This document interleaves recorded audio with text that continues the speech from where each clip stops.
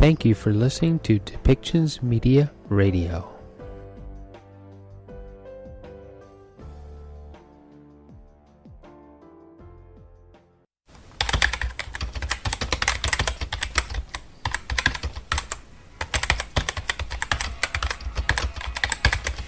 Welcome to Policy and Rights, the show about human rights and government policy.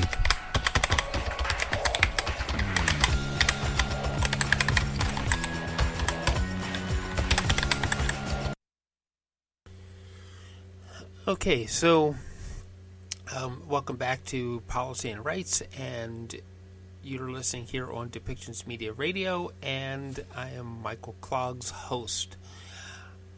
Dr. Tedros today of the WHO, we're going to listen to his statement that he makes in his opening comments about being able to move forward with vaccinations in February via COVAX. He is thanking the fact that the United States and new President Joseph R. Biden have rejoined the WHO. In fact, Mr. Biden has signed a number of orders that rejoins with climate change and through the Paris agreements to reduce emissions, and he's rejoined a number of things that Donald Trump had pulled the United States from. It would seem that Mr. Biden wants to be a world team player in making things a little better for humanity as far as climate change and eradicating the pandemic so we all can live better. So let's listen to what Dr. Tedros has to say on the topic of COVAX, vaccinations, and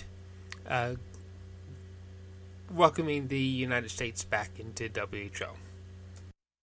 Good morning, good afternoon, and good evening. Yesterday, the United States of America announced that it plans to retain its membership in WHO. I want to thank my brother, Dr. Tony Fauci, once again for addressing the executive board so early in his morning. I was also honored to speak with Vice President Kamala Harris in the first hours of her first full work day. Thank you again, Madam Vice President. The United States has long played a vital role in global health. The U.S. was a founding member of WHO and has been a leader in the fight against many diseases from smallpox to polio and malaria to HIV. The U.S. contributes an enormous amount to global health, but it also benefits from WHO's work on a range of diseases, both infectious and non-communicable. American public health professionals who work at WHO and in other global health agencies gain valuable experience and lessons to use at home. And a healthier, safer world is a healthier, safer America. So we welcome President Biden's commitment not just to remaining part of the WHO family, but working constructively with WHO, its member states, and the multilateral system to end the pandemic and address the many health challenges we face globally. In that sense, we welcome the Biden administration's commitment to protect women's and girls' sexual and reproductive health and reproductive rights around the world. It comes at a critical juncture as the world prepares for the 25th anniversary of the landmark Beijing Declaration on Women's Rights that helped shape gender equality and women's movements globally. We also welcome the United States' commitment to rejoin the Paris Agreement on climate change, which will have major benefits for the health of our planet and for human health. We look forward to working with the United States and all member states as we prepare for a successful COP26 climate conference later this year. And we welcome the United States' commitment to support the Access to COVID-19 Tools Accelerator and to join COVAX. Vaccines are giving us all hope of ending the pandemic and getting the global economy on the road to recovery. But we can only end the pandemic anywhere if we end it everywhere. And to do that, we need every member state, every partner, and every vaccine producer on board. That's why today I'm glad to announce that COVAX has signed an agreement with Pfizer BioNTech for up to 40 million doses of its vaccine. Additionally, pending WHO emergency use listing, we expect almost 150 million doses of the AstraZeneca Oxford vaccine to be available for distribution by COVAX in the first quarter of this year. Together, these announcements mean COVAX could begin delivering doses in... Statement about how Canada to be in the forefront of green tech. He wants... Large numbers of contracts doivent faire une quarantaine très sévère pour ceux qui ne le respectent pas. Quant aux nouveaux variants de ce virus, que ce soit en Angleterre, au Brésil ou en Afrique du Sud, on suit la situation de très près. Mais une chose est certaine, avec ces nouvelles mutations, les circonstances pourraient changer très rapidement. Alors, encore, on demande aux Canadiens de rester ici au pays.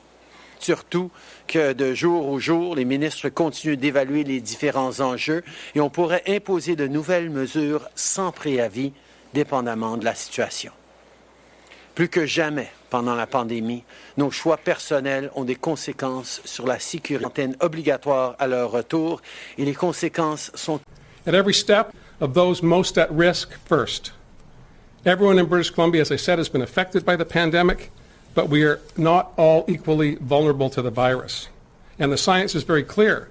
The single biggest factor for death or severe illness is age. Someone over the age of 60 is 5 times more likely to be seriously ill or die than someone under 45. And that means no matter where you work, no matter what you do, your age is the predominant factor, and that's been the focus of the development of this plan. As I said, in December, we started vaccinating long-term care residents and the people who care for them. Most of them are severely at risk, and that's why we started there. The next phases of our plan will follow this very simple principle. Beginning in late February, where more vaccine comes available, we will be moving to the next phase, and Dr. Henry and Dr. Ballum will talk about that. In March, we'll start to ensure that those that are eligible will be able to... Our plan puts the health and safety... Dr. Ballum.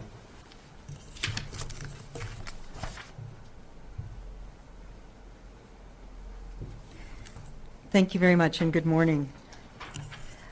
So today, I have the pleasure of talking about our BC's COVID-19 immunization plan, our strategy to roll out what is the largest immunization program in our history. Today, we'll be outlining this plan to make the COVID-19 vaccine available to all eligible people living in BC who want to be vaccinated by the end of September, and focusing today on the plan that will start in April when we move up for appointments. Receive here in British with we have 6 million doses of vaccine for quarter one from January to March, and we did receive early access to some of this vaccine in December, and we started our immunization programs in December. But that is early access to the same amount of vaccine that Canada has expect between now and the end of March. Starting on the 1st of April in quarter two, we expect to receive 20 million doses of vaccine, and in quarter three, 45 million doses. So our plan is based on these expectations. For us here in British Columbia, that has meant from December until the end of March, we expect to receive just under 800,000 doses of vaccine. And then from April to the end of June, another 2.6 million doses. And finally, from June to September, about 6 million doses. As you can see, once again, these are back-end loaded British Columbia over the next few months. So it is increased. And that increase, that risk, increases exponentially after age 70. And we see that every day, every week in our data. The approach that we have increases protection for those with very severe risk factors as well, as these also increase with age. We have been looking at this question in some recent years.